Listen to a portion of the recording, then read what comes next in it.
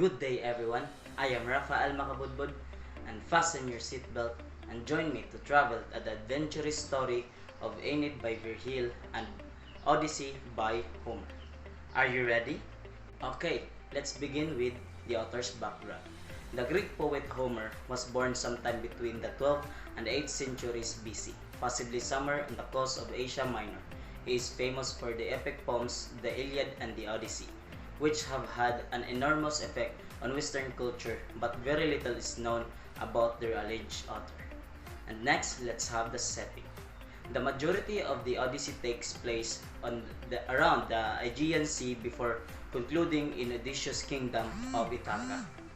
And now, let's have the characters of the story. Odysseus, the protagonist of the Odyssey. Telemachus, Odysseus' son. Penelope, wife of Odysseus and mother of Telemachus. Athena, daughter of Zeus and goddess of wisdom. Calypso, the beautiful nymph who falls in love with Odysseus. Circe, the beautiful witch goddess who transformed Odysseus' crew into swine. Poseidon, god of the sea. Zeus, king of gods and men. Antinous, the most arrogant of Penelope's suitors. Eurymachus and Amphinomus are also the suitors of Penelope.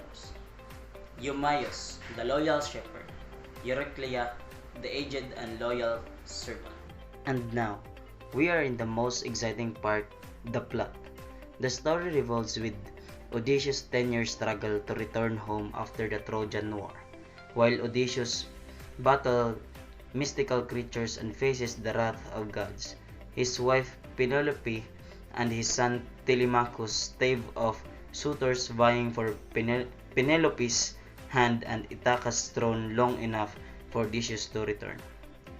These are the challenges that Odysseus faced. Sailors captive by the Lotus Eaters, a battle with Polyphemus, a Cyclops, a storm sent by Poseidon, an encounter with a witch, being captivated by the Syrians, encounters with the monster Scylla and Charybdis, and last is the punishment by Zeus. Even though he faced these challenges, he went back home victorious. Odysseus is revealed as the true king, promptly kills all of the suitors, and regains his throne. In the final scene, Odysseus is reunited with his faithful wife. And that is the story of the Odyssey. So what is the style of the author? Homer composed the Odyssey in a meter known as dactylic hexameter, which gives the epic its elevated style. Each line has 6 metrical feet. The first 5 feet may be made up of either dactyls and or spondees. So now, let's have the conflict. Odysseus' desire to reach home and the forces that keep him from his goal. So that is the conflict of the story. And then, let's have the cultural implications. The cultural implication of this is providing insight into ideas of heroism and virtue during the poet's day. And then the themes: hospitality, loyalty, and vengeance. So now, that is the story of the Odyssey. And now, the story of Aeneid by Virgil. So let's have the author's background first. Virgil, the preeminent poet of the Roman Empire, was born Publius Virgilius Maro on October 15, 70 BCE, near Mantua, a city in northern Italy, the son of a farmer. Virgil studied in Cremona, then in Milan, and finally in Rome. Then the setting. The aftermath of the Trojan War about 1000 BC, major conflict. Aeneas is fated to travel from the ruins of Troy to Italy, where he will establish a race that will lead to the founding of Rome. So now, let's have the characterization. So, first is Aeneas, the protagonist of the Aeneid. Dido, the queen of Carthage. Turnus, the ruler of the Rutalians in Italy. Ascanius, Aeneas' young son by his first wife, Creusa. Archises, Aeneas' father. Creusa, Aeneas' wife at Troy Sinon. the Greek youth who pretends to have been left behind at the end of the Trojan War. Latinus, the king of the Latins, Lavina, Latinus' daughter. Juno, the queen of the gods. Venus, the goddess of love and the mother of Aeneas. Jupiter, the king of the gods. Neptune, god of the sea. Cupid, a son of Venus. Mercury, the messenger god. Now, we are in the plot. The story revolves with the Trojan fleet sailing towards Italy when they are shipwrecked by a storm on the coast of North Africa, caused by Juno, queen of the gods, who hates them and is trying to prevent them reaching Italy and fulfilling their destiny.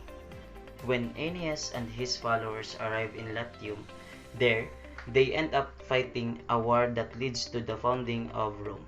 The Aeneid is a struggle between the mortal and God in the pursuit of the mortal to set up a newfound land. The struggle becomes intense with the wrath of God on the mortal. Further, the wrath of God itself faces challenges from the other gods who also enter the plot to assist the mortal.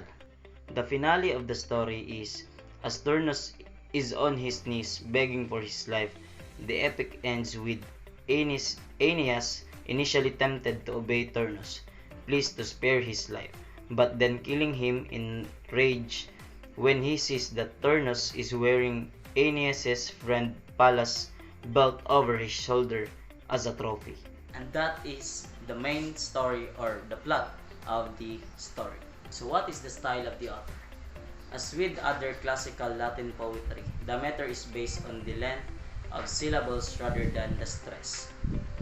Though the interplay of meter and stress is also important, Virgil also incorporated such poetic devices as alliteration, onomatopoeia, synecdoche, and assonance. Okay, now let's have the conflict. The major conflicts in the Aeneid are Aeneas' internal conflict in choosing between love and duty, physical conflicts in the war between the Trojans and the Italians, and in combat between individuals, and moral conflicts in Aeneas' vengeance after Pallas' death. And now let's have the cultural implication. It tells us a great deal about how the Romans saw themselves and their culture and what it meant to be a Roman. And now let's have the theme. The Aeneid focuses on the ideas of destiny, journey, and the strengths of Rome. So now, the moral lesson of the story Aeneid and the Odyssey is that we should expect to have to persevere not only against opposition from without but also against our own failures. In doing so, it reminds us that we can recover much better than what was lost. Odysseus was a symbol of Greek culture because he was brave, intelligent, and strong, but he didn't just use those traits for himself. He helped everyone around him. And that's it. I hope you enjoy traveling with me to adventurous story of Aeneid by Virgil and Odyssey by Homer. Thank you and God bless.